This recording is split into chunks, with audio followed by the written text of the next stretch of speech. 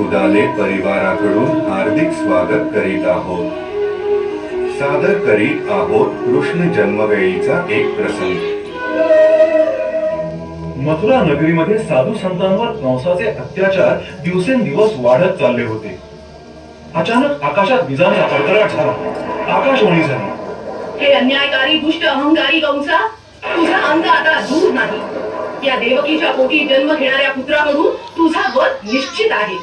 त्यानंतर देवकी आणि वसुदेवाची रवानगी कडेकोट पहारा असलेल्या कारागृहात झाली. त्या रात्री देवकीच्या पोटी एक पुत्र जन्माला आला. देवकीला ठाऊक नव्हतं, साक्षात विष्णूचा अवतारच तिच्या पोटी जन्माला आहे.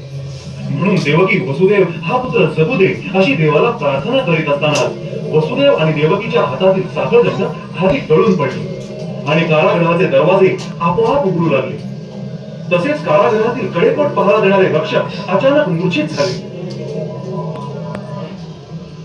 वसुदेवाने आपल्या नवजात पुत्राला म्हणजे श्रीकृष्णाला टोपलीत ठेवले आणि ती टोपली डोक्यावर घेऊन वसुदेव कारागृहाच्या बाहेर पडला. वसुदेवाला हा पुत्र त्याची बहीण यशोदा हिच्याकडे ठेवावा असे वाटले. तो गोकुळाकडे निघाला.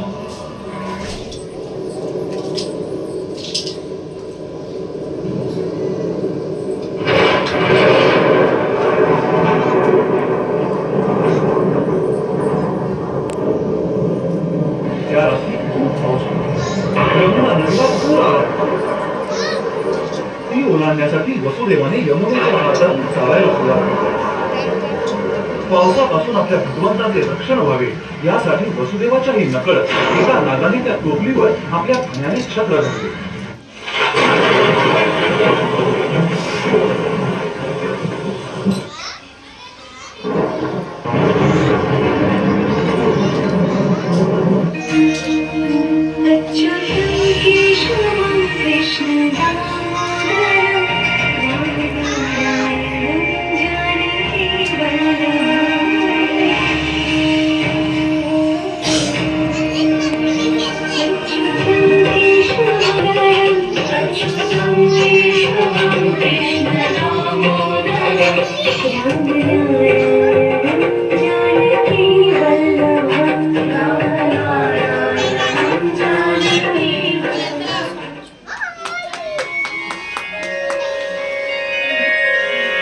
वक्रतुंड महाकाय सूर्यकोटि समप्रभ निर्विघ्नं कुरु मे देव सर्वकार्येषु सर्वदा.